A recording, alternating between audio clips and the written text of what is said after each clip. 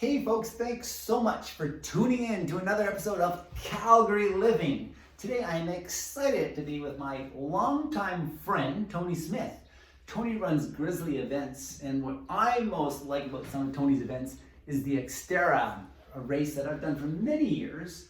Tony has been running Grizzly Events since 2008, and Tony, welcome to the show. Thank you, Bryon. Thanks for having me.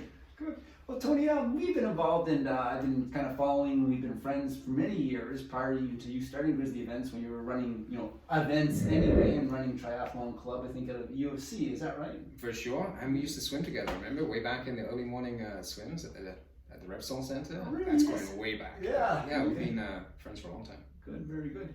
And Tony, I've always been a big fan of you. You organize things that I have loved to do. I know it's a big part of the reason why I moved to Alberta back in 2003 is for some of the events and the places that you run things. Maybe we can just start out on what motivated you to get into what you're doing now, running Grizzly Events. Right. Well, I was a triathlete, as you alluded to. Mm-hmm. We trained a little bit together, going way back. So I was a triathlete for a couple of decades. Really enjoyed that aspect of my life. Then once I kind of retired from racing, I got into the coaching aspect. I was the head coach at the University of Calgary Triathlon Club for about 6 years. Mm-hmm. And then part of my responsibility with that position was to organize the annual sprint triathlon at the university. So I got a little taste for organizing events, yes. And I love the mountains. So with a bit of a taste for the event directing and organizing, I came up with the idea of organizing the Canmore Triathlon, which was my first ever event in Canmore. And what year was that roughly? That was 12 years, so that would be about 2008. It was the first event, so I put in the time and the investment to make sure that everything goes well on race day. So I think that's what we have a really good reputation for doing it right. Right, interesting, and I've certainly experienced that in my the events that I've attended throughout the years. Talk a little bit about clients or customers or athletes, what do we call them? And I was reflecting recently in my own business about my client list and about how that, are they a client or are they a friend? Well, in fact, I have a handful of friends. To have 5 really great friends that you're cook meals with and go on vacation with is it's a really nice thing to have half a dozen or 2 or 3. But I think of these clients or friends or client list, I look back at that list and any one of that 1,000 people on my client list since 2003, I do think that they could be a friend, right? So It's interesting. I'm sure it's the exact same as you. I mean, these people that are participating in your events, they have all the same interest as you, and they're doing it for the same reason you're organizing it. Absolutely. Yeah. We're in the same boat. Yeah, I have a pretty tight inner circle, and then it expands out from there to just like yourself. Yeah. So what's exciting? You and I have had a meeting today at my office, and let's talk a little bit about excitement with Grizzly Events, and maybe even as it pertains to myself and the Howard team. For sure. Yeah. Well, I'm super excited to announce that the Howard team has come on board as a sponsor, an official sponsor of Grizzly Events. We've had a very informal, two-way supportive relationship over the years, but we come up with something a bit more formal. So you're going to be on site at most of the events this season. Nice. And I'm excited to announce the details. More information coming soon. Well, I'm going to look forward to that. And again, I sat here with yourself and my wife Shirley, and we're thinking that all the pros and the cons of becoming an event or a sponsor with you. And I said, well, there's no cons. I mean, This is what I like to do. I've been thinking a lot about, think global, act local. Well, it's really nice to get behind your organization. I think what you're doing is awesome, and it's just really a pleasure that you've reached out to me recently to give me that opportunity. So thank you. For sure. Yeah. I'm excited. There's lots of synergies. I think it's going to be a great Other than that, what else is going on in your business, and what's new, what's exciting with the Grizzly Events? We've got things are ramping up. We've got the Fat Bike Marathon that's coming up, and I'm going to be signing you up for that here. Are you going to commit? I'm committed. As of right now, yes, I will go for my 3rd Fat Bike ride. What is it, February 22nd? February 22nd, the Canmore Nordic Center. It's an 8-hour endurance event, so it's a 9K looped course, as many loops as you want to take. Now, I don't have to go alone. That's my thing to do that alone, but I can get a teammate, right? I can do teams of 2 or 3, I think. Yeah, that's right. You can go solo, you can go 2-person or 3-person team. What do you recommend? How many years have you been doing the Fat Bike event? This is year number 5. And so, who's happiest at the finish line? The team of 1, 2, or 3? The solo guys are happy, but it's a type 2 type happy. Right? Type 2. Yeah. Right on. So it's definitely a huge undertaking if you're going solo for 8 hours, but you're not committed to the 8. Right, you're solo. 2 or 3, It's right? as many as laps as you want to take on. And, And a lap is, I think I read on the website, is it 9K? 9 kilometers. And what's it typically, what is the, I'd say, what are the top 10 guys doing that lap in? They're at about a 45-minute lap time, but it's very dependent on the conditions. As you know, with fat biking, it can be too warm, so then it gets really soft, which slows down progress. It could be icy. It's a little bit finicky, fat biking. It's hard to nail a really good conditions, but we had perfect weather, perfect temperature last year, so I'm hoping for more of the same for this one. Next event is July 5th, and it's a stand-up paddleboard race combined with an open water swim.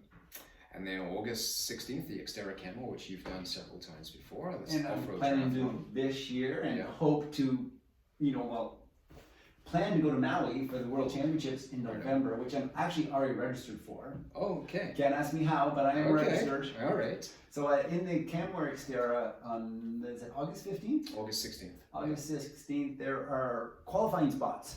So you can qualify and go to the World Championships in Maui, correct? That's correct, yeah. You need to pretty much win your age group. Yeah. However, that said, if the person that wins their age group doesn't want to go to Maui, take the spot, it rolls down to the next person on the results list. And by the way, I do plan on winning the age group, although I already have my spot. So if you're second, or you will be second if you're in the 50-55 age group, 54, or 50 to 54, right? Right, 5-year increments. Yeah. Don't worry, I'm not taking the spot that I will win. Look out. Oh, there's a lot of confidence there, Bryon.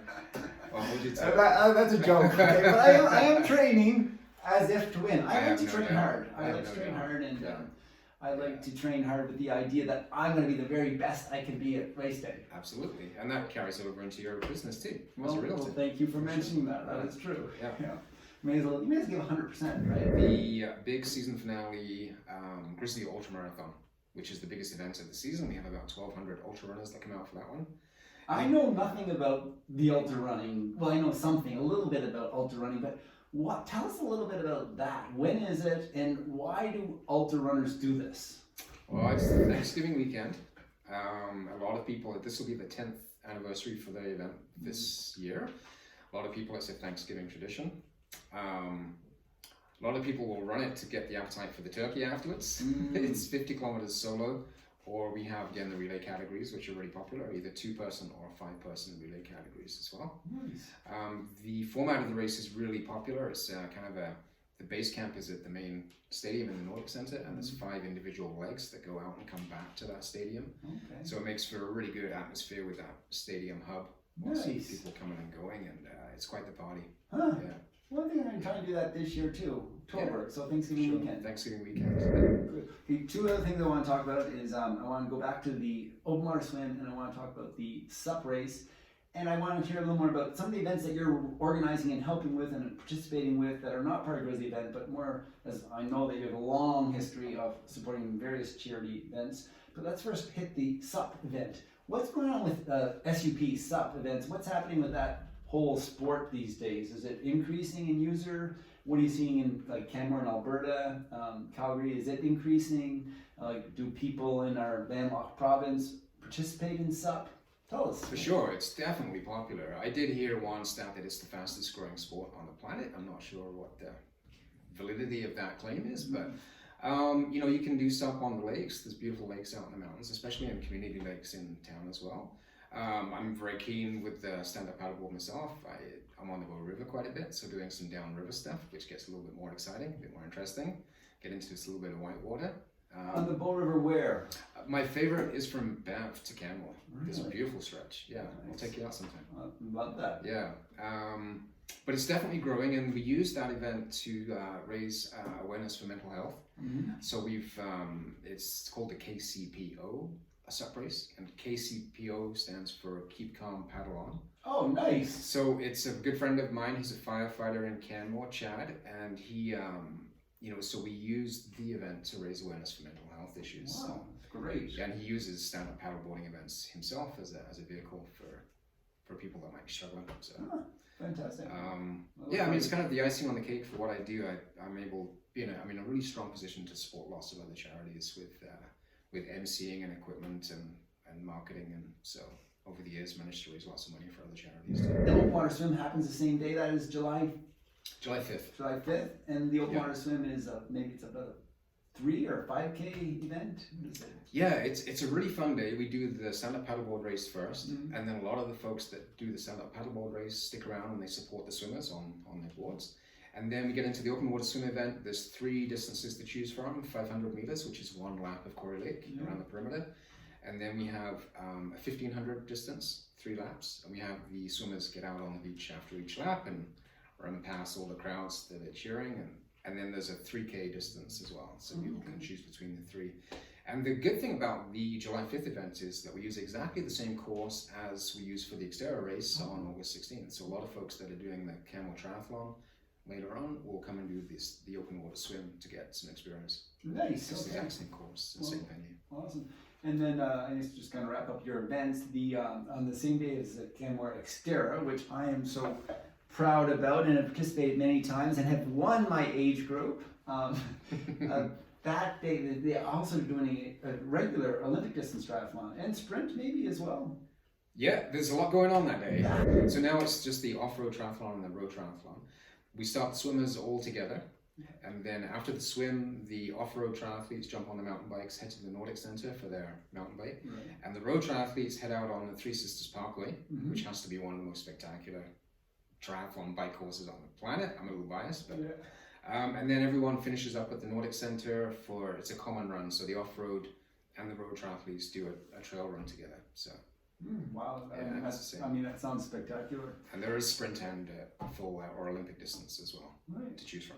Yeah. Well, Tony, obviously I have a lot of interest in you and what you're doing. I could probably sit here and talk with you for a long time, but there's one thing I don't want to forget though is your involvement with that I know so well is Outrun Rare and Mitochondria Canada. You've really supported and you're behind those big charity events. Can you tell us a little bit about your interest in that and like what's happening with you and Grizzly this year, maybe behind those 2 events, and any others that you care to bring up? Right. So Mito Canada is a charity that was founded by Blaine Penny way back when, and I worked with Blaine right at the very beginning of the creation of Mito Canada.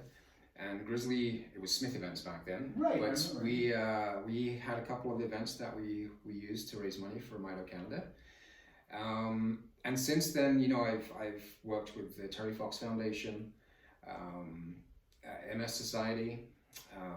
There's a long list of charities that I'm able to support with my equipment and emceeing and event planning and that kind of thing. So very, very rewarding for me on a personal level to be able to support charities on top of what I'm doing for a living. So, what do you love most about running Grizzly events out of Canmore? I think first and foremost being in Canmore. I'm a huge mountain fan myself. I ski, I bike, I hike.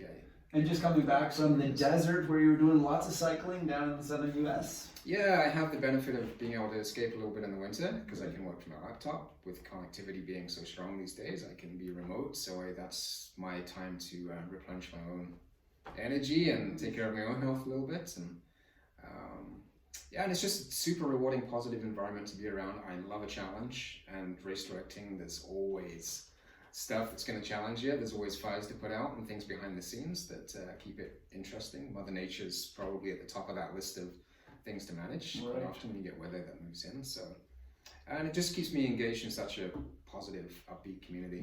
How can people reach out? What's the best way to reach you? Are you on social, Instagram? Yeah, we have a really strong presence on Facebook. I'm a little bit old school, so I'm moving more into Instagram, but we have Facebook and Instagram accounts, and then Grizzlyevents.ca is the website. Okay. Our calendar of events is on there. Okay, and we'll include links to all of that in the show notes. Anything else to add, Tony? Anything that you think our listeners should know about Tony Smith and Grizzly Events? No, I mean, the big thing that came out of our meeting this morning is that I'm super happy to have the Howe team on board as an official sponsor. And other than that, no, it's full steam ahead. Looking forward to the fat bike race, your 3rd fat bike ride in your life for the fat bike race. We'll get you signed up for that. Wonderful. Yeah, for sure. Tony, thanks very much for being a guest on the show. Living in Calgary And folks, go get after it. Grizzly Events running great events in Canmore. Thanks for watching.